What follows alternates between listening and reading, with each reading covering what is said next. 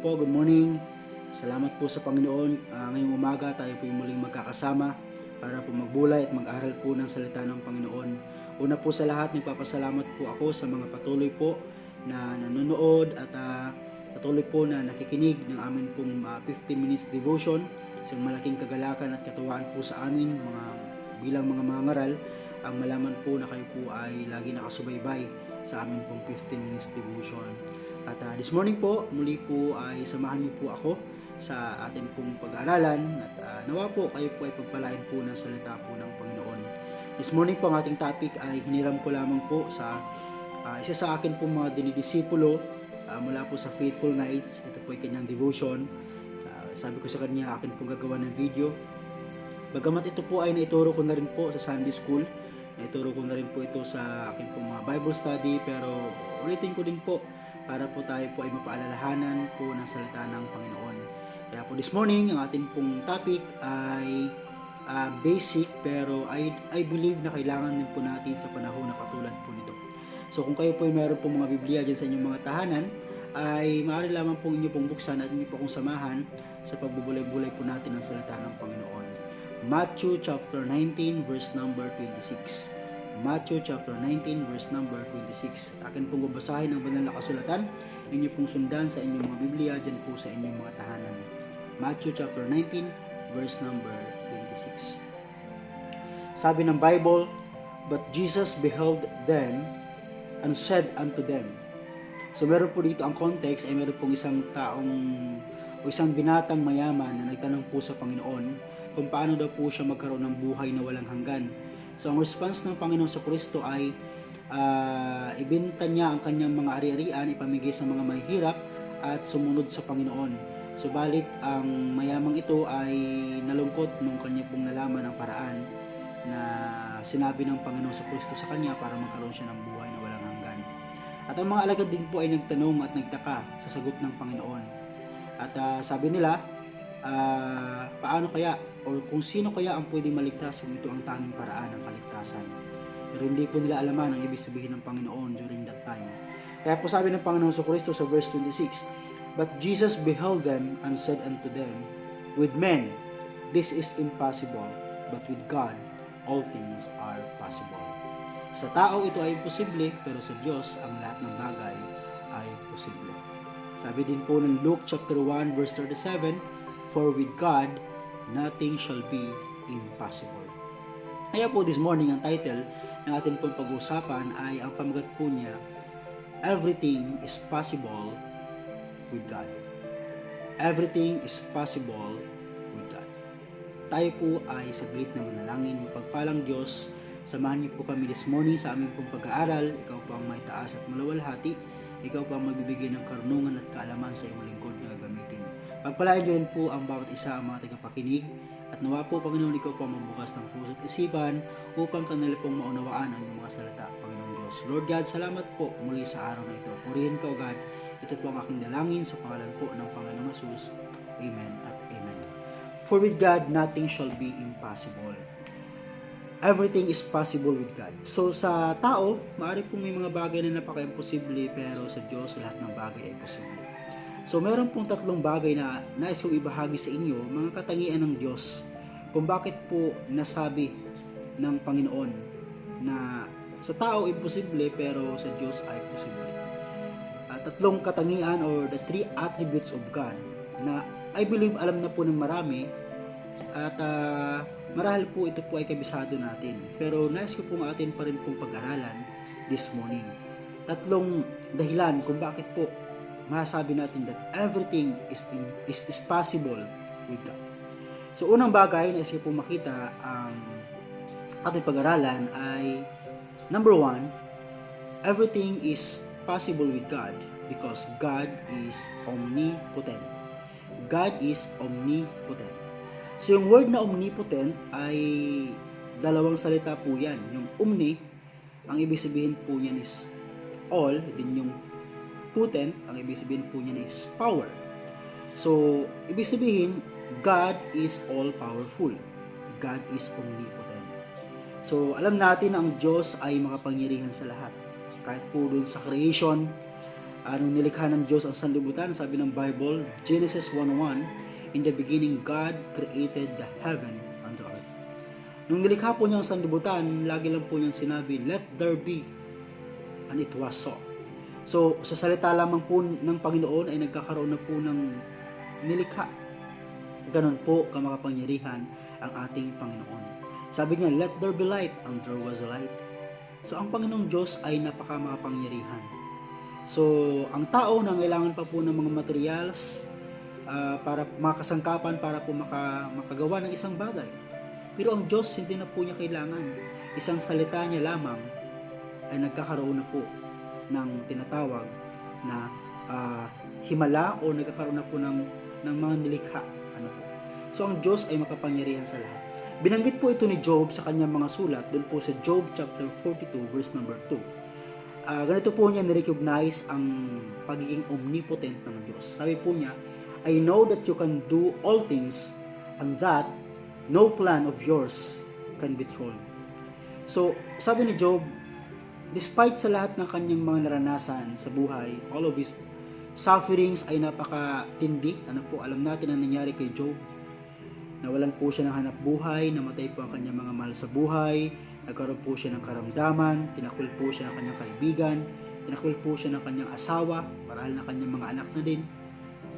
Grabe ang kanyang pong naranasan. Pero sa kabila ng lahat, ito pang sinabi po niya, I know that you can do all things. And sabi niya that no plan of yours can be thrown. So ang Diyos ay makapangyarihan sa lahat kasi po lahat ng nangyayari sa buhay natin is in control ng Panginoong Diyos. He is a sovereign God, all-powerful God. Kaya po kapatid, minamahal, kung ano man po ang atin pong kinakaharap ngayon, mga problema sa buhay na meron ka, meron ako, lagi nating tandaan that God has a plan. And He is sovereign. Hindi po niya hayaan na magkaroon po tayo ng problema na hindi po natin kayang lampasan. Because God is sovereign, He is all-powerful, at alam po niya ang kanyang ginagawa sa atin. Father knows best, sabi nga po ng kasabihan. So wag po mag-alala ang isang anak sapagkat ang kanyang tatay, kanyang mga magulang ay alam kung ano po ang plano at ikabubuti ng kanyang anak. So this is also applicable sa bawat isa po sa atin. Bilang mga anak ng Diyos, we should trust God that He is all-powerful and He can do all things para po sa kanyang mga anak. Doon po sa aklat ng Numbers, chapter 11, verse 23, ito po ay nabanggit ni Moses sa mga Israelites. Numbers chapter 11, verse number 23. The Lord answered Moses, is the Lord's arm too short? You will now see whether or not what I say will come true for you. Kasi ang mga Israelites hindi po talaga agad maniwala na si Moses ay kinakausap ng Diyos, or sometimes ang mga Israelites ay hard-headed people, napakamatigas ng ulo, ayaw maniwala sa sinasabi ng Diyos. Kaya po si Moses, sabi niya, ang Diyos ba ay maikli ang kamay? Sabi niya, you will now see whether or not what I say will come true for you. Confident po si Moses na yung sinasabi niya sa mga Israelites ay mangyayari sapagkat it is the word of God na binigay sa kanya para sabihin sa mga Israelites. And we believe that God is all-powerful, na-reveal po yan sa buhay ni Moses nung kanya na pong nilid ang mga Israelites going to the promised land. So kapatid, minamahal, ang Diyos po ay makapangyarihan. His hand is not shortened. Kaya po niyang abutin ang lahat ng atin pong mga kalagayan. Ano man po yan, hindi ko pa alam, pero alam ng Diyos at His hand is not shortened. Kaya po niyang abutin ang ating mga kalagayan sa oras nito. So God is omnipotent. So pangalawang bagay, not also God is omnipotent. Pangalawa po na siya po makita natin that God is omniscient. God is omniscient. Again, ang word na omni is all, at din ang word na scient is it comes from the word science, which means knowledge. So ibig sabihin po ang katangian ng Diyos na ito na omniscient, ang ibig sabihin po is all-knowing. God knows everything.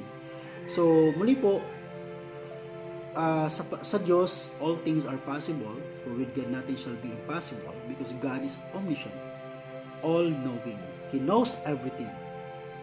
Sabi nga po ng 1 John chapter 3 verse 20, 1 John chapter 3 verse 20, for if our heart condemns us, God is greater than our heart and knoweth all things. So, God knows all things.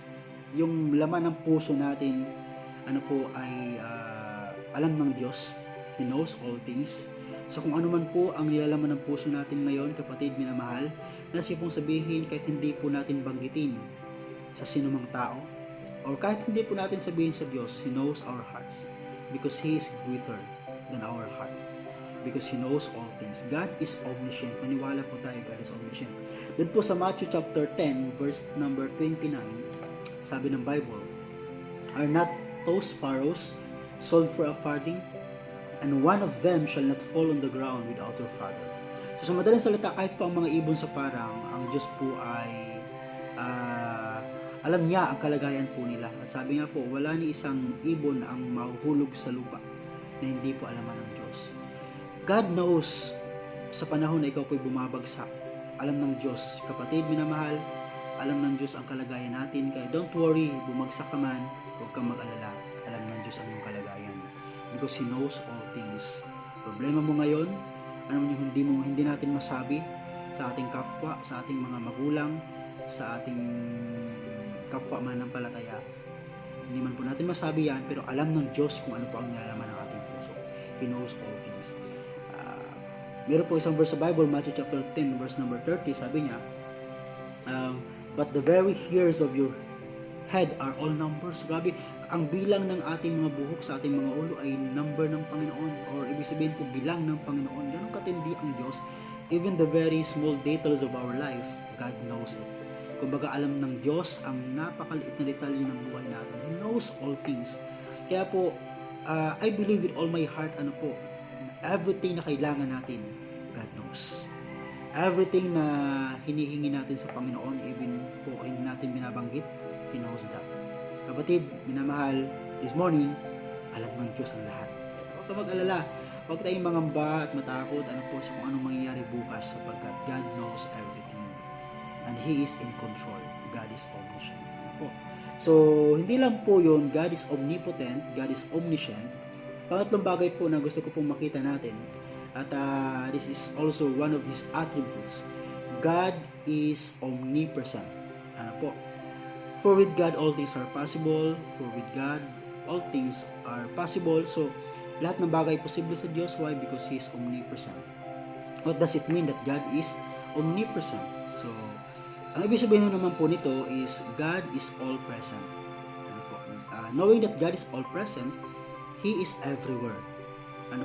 So, pag sinabi natin He is everywhere, sa lahat po ng lakad natin, saan man yan, saan man tayo magpunta, we know that God guide us. Ginagabayan po niya tayo, hindi po niya tayo pinababayaan, at hindi po niya tayo iniiwan. Doon po sa aklat po ng Psalms, 46 verse 1, ito pang sabi, Psalms 46 verse 1, "God is our refuge and strength, a very present help in trouble." He is our refuge and strength and a very present help in trouble. So, pag sinabing very present help, siya po ay katulong natin sa ating sitwasyon ngayon. Ano man po ang ating kalagayan sa buhay ngayon, tayo man po naghihikahos, tayo po naghihirap, tayo po nasa balig ng karamdaman, struggles po tayo financially, sa mga relationship natin toward others. Wala pong ibang pwedeng makatulong sa atin kundi ang Diyos lang. He is the very present help in times of trouble. Why? Because He is ever present. Sometimes tayo humingi ng tulong sa ating pong mga kaibigan, kailangan pagtawagan para makapunta, hingi tayo ng advice, even sa ating pong mga kapatid sa pananampalataya, kailangan nating puntahan, o tayo ang kailangan puntahan. So, sometimes ay kinakapos ang tao, pero ang Diyos hindi. Sapagkat napaka-possible po sa Diyos ang lahat ng bagay. For with God, all things are possible. Everything is possible with God. Kaya po, ang present help natin ay nasa Panginoon. Sabi po ng Bible, doon po sa aklat po ng Hebrews chapter 13 verse 5, sabi ng Panginoon, pinangako niya, promise niya po sa atin, I will never leave thee nor forsake thee. So hindi tayo iiwan at babayaan ng Panginoon talaga po. Yan po ay pangako ng Panginoon sa Kristo. Alam niyo po, doon po sa Matthew 28 verse number 19 verse 20, nung binigay po niya ang utos sa mga alagad na ipangaral ang ebanghelyo ng Panginoon, ipinangako po niya, sabi niya, "And lo, I am with you always, even unto the end of this world." Kahit po magunaw matapos ang mundo. Pangako po niya sa mga Kristiyano, lalo na sa mga nagbabahagi ng salita ng Diyos, sasamahan po tayo ng Panginoon. Kaya po, don't worry po. Patuloy po tayo magbahagi ng salita ng Panginoon sa ating mga mahal sa buhay, kaibigan, kakilala, sino man yan. Ibahagi natin at kasama po natin ang Panginoon. He is ever present. Kaya po, this morning, sana po sa tatlong bagay natin po na pag-aralan about God's character, about His attributes, ay magkaroon po tayo ng lakas sa sitwasyon sa panahong katulad nito. Always remember, God is omnipotent. He is all-powerful. God is omniscient. He knows everything. Alam po niya ang kalagayan po natin. And God is omnipresent. He is everywhere. Kasama po natin siya kahit saan po tayo magpunta, nasa bahay ka man o kahit saan ka man. God is ever present. At alam niyo po, ang nakakatuwa, sabi ng Bible, sa Hebrews 13 verse 8, Jesus is the same yesterday, today, and forever. Hindi po nagbabago ang Panginoon. Siya ang Diyos noon at Diyos hanggang ngayon. Kaya dapat po tayong magtiwala sa ating Panginoon. Maraming salamat po. Good morning po sa bawat isa. Ingat po kayo.